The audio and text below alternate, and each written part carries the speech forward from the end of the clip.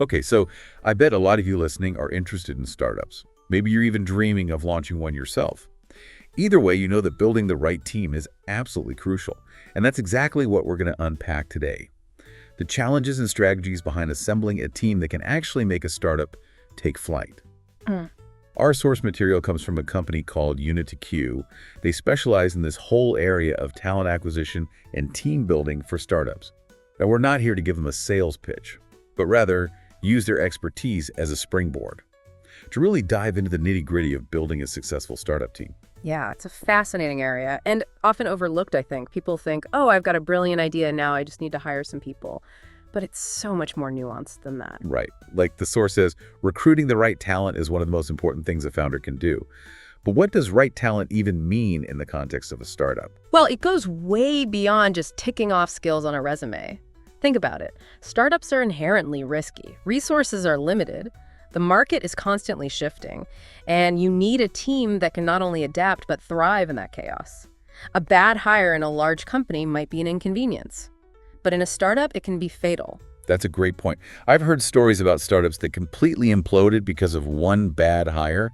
Is that really a common thing? More common than you'd think. A bad fit, especially in a leadership role, can poison the well. It can lead to missed deadlines, damage team morale, and even scare off potential investors. There's this fascinating study. It showed that a single toxic employee can cost a company over $12,000 in lost productivity. Now imagine that impact magnified in a small startup environment. Ouch. Yeah. That's a pretty compelling argument for getting it right from the start. So how does a company like UnitiQ help startups avoid these potential disasters? It can't just be about having a huge network of candidates, right? Well, networks are important, of course. But what sets companies like UnitiQ apart is their understanding of the unique needs of startups. They're not just looking for skills. They're assessing cultural fit. And I don't mean just, will this person be fun to have beers with? It's about aligning values, work styles, and even risk tolerance. Early startups need people who are passionate about the mission, not just collecting a paycheck. Right. I can see some founders pushing back on that, though, maybe saying something like, culture. I don't have time to worry about culture. I need to ship product.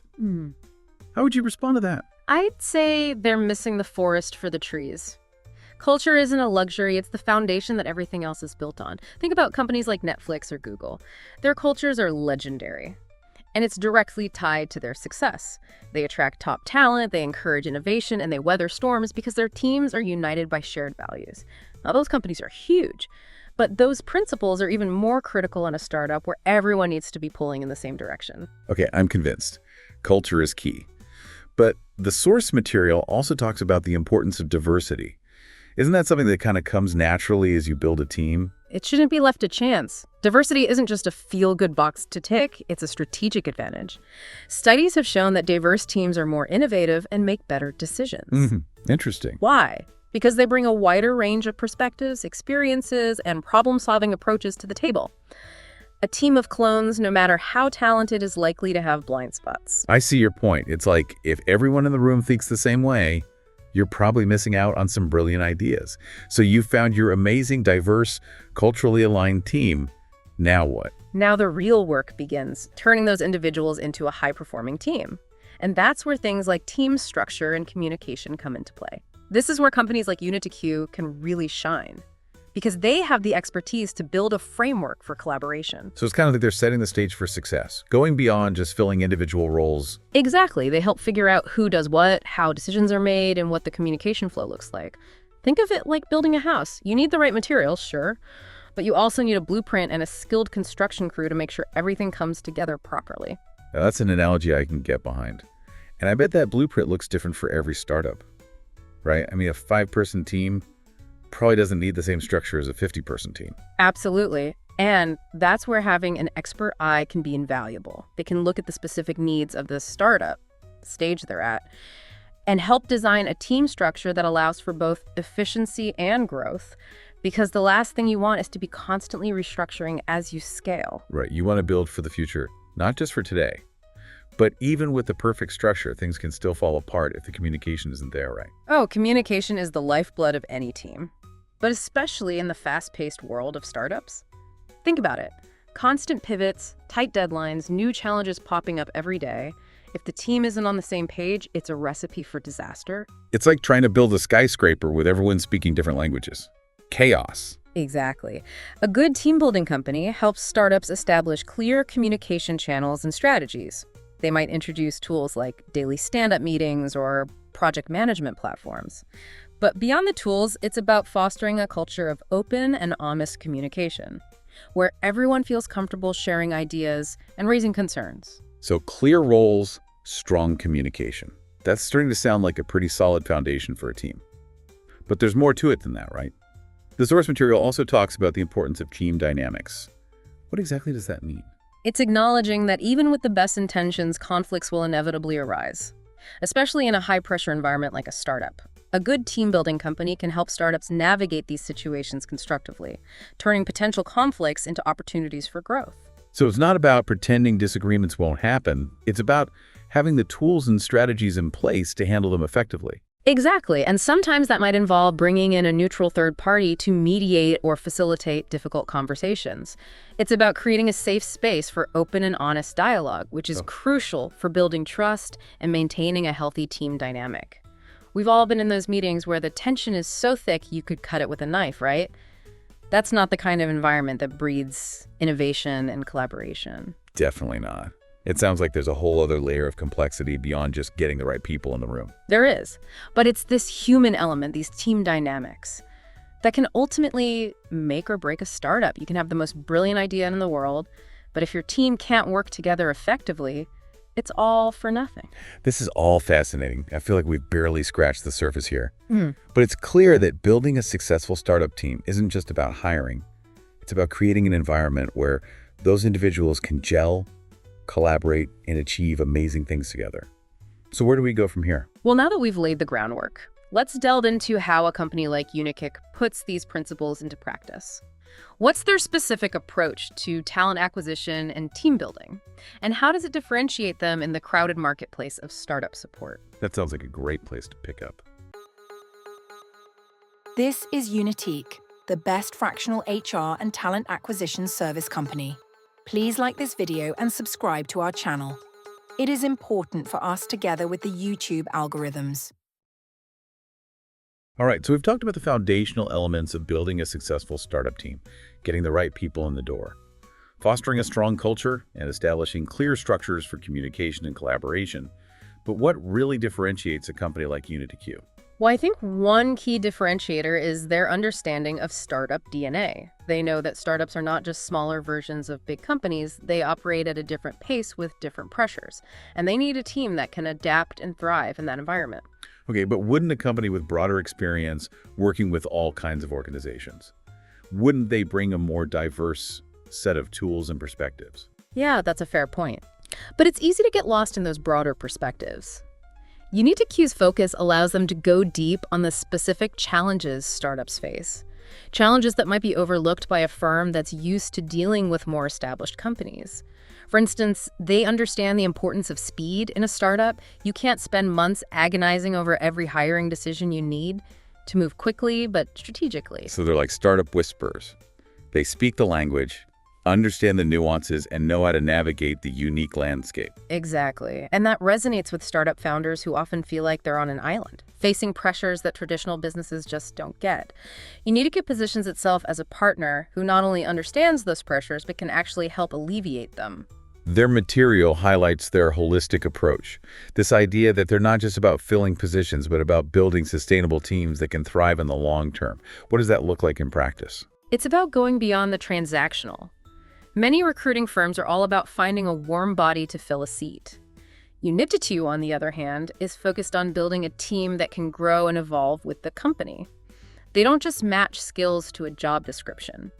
They consider factors like learning potential, adaptability, and even how someone might fit into future leadership roles. It's a much more strategic, long-term view. That's interesting. It's almost like they're taking on the role of an advisor, helping startups anticipate future needs and build a team that's equipped to handle whatever comes next. That's a great way to put it. They're not just recruiters, they're acting as an extension of the startup's leadership team, providing a level of strategic thinking about talent that many early-stage companies just don't have the bandwidth for.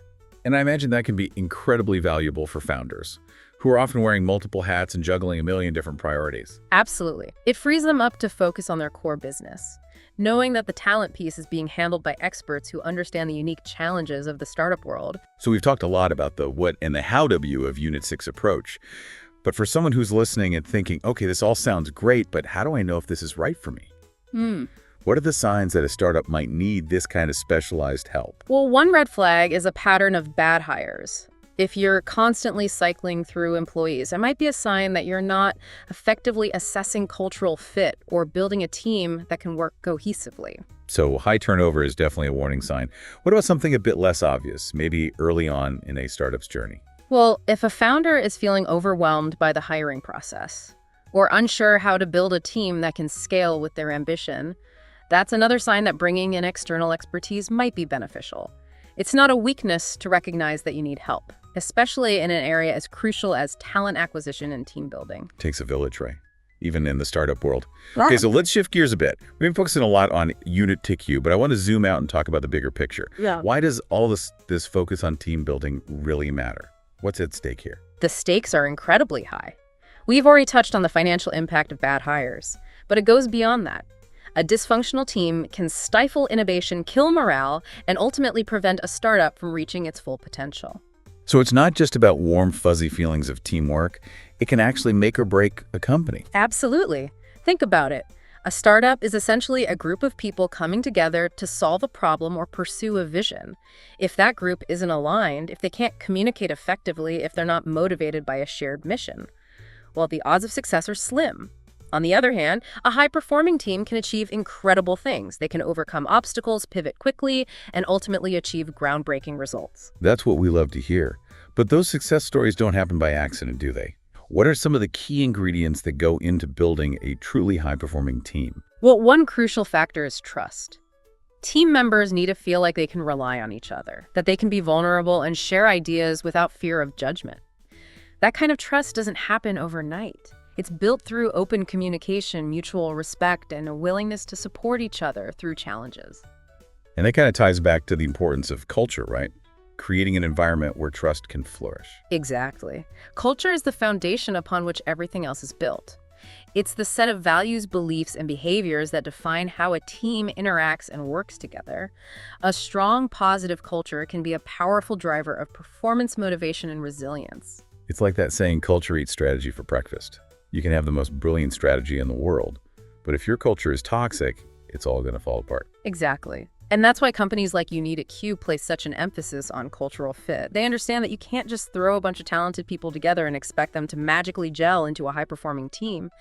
You need to be intentional about building a culture that supports collaboration, communication, and mutual respect. So if we're thinking about this from a founder's perspective, what are some tangible steps they can take to build that kind of culture? Is it as simple as writing down a list of values and calling it a day? It definitely goes beyond that. Values are important, of course, but they need to be more than just words on a wall. They need to be embedded in every aspect of the company, from hiring decisions to performance reviews to how teams celebrate successes and learn from failures. So it's about walking the walk, not just talking the talk. Precisely. And that's where having a partner like UnitiQ can be so valuable. They can help founders define their values, translate those values into actionable behaviors, and create systems and processes that reinforce the desired culture. It's about creating a culture that is not only aspirational, but also operationalized in the day-to-day life of the company. And that's a great segue into something I've been thinking about. We've been discussing the importance of team building. But it seems like this goes way beyond the traditional notion of team-building exercises, trust falls and ropes courses. Oh yeah, it definitely goes deeper than that. Yeah. While those kinds of activities can have their place, real team building is an ongoing process, not a one-time event. It's about constantly nurturing relationships, fostering open communication, and creating an environment where people feel valued, supported, and empowered to do their best work. It's about creating a sense of shared purpose. A feeling that everyone is rowing in the same direction. Exactly. And that's something that needs to be cultivated and reinforced on a daily basis, not just during an annual offsite retreat. So what are some of the more subtle, everyday ways that founders can foster that sense of shared purpose and belonging? Well, it can be as simple as taking the time to acknowledge individual contributions, celebrating milestones, or simply creating opportunities for team members to connect on a personal level. It's about building those human connections. Those bonds that go beyond just work tasks and deadlines. Absolutely, because at the end of the day, people want to feel like they're part of something bigger than themselves. They want to know that their work matters and that they're making a difference. And when you can create that kind of environment, you unlock a level of motivation and engagement that can truly propel a startup to success. It's about tapping into that intrinsic human desire to be part of something meaningful, to contribute to something that matters. Exactly. And that's why building a strong team is not just about skills and experience. It's about tapping into those deeper human needs and creating an environment where people can thrive both professionally and personally. This has been an incredibly insightful conversation. It's clear that building a successful startup team is a complex and multifaceted challenge. But it's also incredibly rewarding when you get it right. I couldn't agree more. And it all starts with recognizing that people are the heart and soul of any successful startup. Investing in your team is not just a nice to have, it's a must do if you want to achieve your goals and make a real impact. I think that's a great place to wrap up part 2. We've covered a lot of ground, from UnitiQ's unique approach to the broader importance of team building and culture in the startup world. After a quick break, we'll return for our final thoughts and leave you with some actionable takeaways to help you build a team that can take your startup to the next level. So we've been exploring this whole world of building successful startup teams, using UnitiQ's expertise as a guide, and it's clear that it goes way beyond just like filling positions. It's about fostering a culture where people can actually thrive, communicate effectively, and work together to achieve something truly remarkable. Yeah, it's about understanding those human dynamics at play and recognizing that a startup success hinges not just on, a brilliant idea, but on the collective energy and talent of its team. That's got me thinking about all those cautionary tales we hear in the startup world. The ones where a company had all the ingredients for success, funding a great product, a seemingly solid team, but still stumbled. I wonder how many of those stumbles can be traced back to issues with team dynamics, maybe a lack of alignment on values or a breakdown in communication. It's certainly a factor that's often overlooked. People tend to focus on those external factors like market conditions or the competition. But sometimes the biggest obstacles to success are internal, stemming from a team that's just not functioning as a cohesive unit. It's like a car with a powerful engine but a faulty transmission. All that powers is useless if it can't be effectively channeled to the wheels. That's a great analogy, and it highlights the importance of investing in the team from the very beginning. It's not enough to just hire talented individuals. You need to create an environment where those individuals can gel, communicate effectively, and work together toward a shared goal. So what advice would you give to a founder who's just starting to build their team? What are some practical steps they can take to avoid those common pitfalls? Well, I think one of the most important things is to define your values early on. What are the core principles that will guide your company's culture? What kind of behavior do you want to encourage? Once you have those values clearly defined, you can start to look for people who not only have the right skills, but also embody those values. So it's about finding people who are a good cultural fit. But going beyond just that surface level compatibility, it's about finding people who share the company's core DNA. Exactly. And that might mean saying no to someone who has the perfect resume, but doesn't quite align with your values. It's a tough decision to make, especially when you're in a hurry to build a team, but it's a decision that can pay off in the long run. And it's not just about hiring, right? It's about building a culture where those values are reinforced on a daily basis. Absolutely. Culture is something that needs to be actively cultivated, not just assumed. It's about setting clear expectations, recognizing and rewarding behaviors that align with your values, and addressing issues quickly when they arise. It's about leading by example, right? The founders need to embody those values in everything they do. Without a doubt, actions speak louder than words if the founders are talking about collaboration, but constantly making decisions in a vacuum, that's going to send a mixed message to the team. Right, and that can erode trust, which, as we discussed earlier, is absolutely essential for a high-performing team. Trust is the glue that holds a team together. It allows people to be vulnerable, to share ideas freely, and to support each other through challenges. It's about creating a sense of psychological safety, a feeling that it's okay to make mistakes and learn from them. Exactly. And that kind of environment doesn't happen by chance. It's created through conscious effort and consistent behavior. So what are some practical tips for fostering that sense of psychological safety? Is it as simple as saying, hey, it's okay to make mistakes? Well, it goes beyond just saying the words. It's about creating a culture where people feel comfortable admitting when they don't know something, where asking for help is seen as a strength, not a weakness. It's about celebrating learning and growth even when it comes from failure. It's about shifting the mindset from blame and shame to curiosity and learning. Exactly. And that's a powerful shift that can have a profound impact on team dynamics and overall performance. We've covered so much ground today, from the nitty-gritty of hiring to the more nuanced aspects of building a cohesive and high-performing team. As we wrap up this deep dive, is there one key takeaway you'd like to leave our listeners with? If there's one thing to remember, it's this. Investing in your team is the smartest investment you can make as a startup founder. It's the people who will ultimately determine your success or failure. So take the time to find the right people, cultivate a strong culture, and foster an environment where they can thrive. It's about recognizing that building a great team isn't just a task to be checked off a list.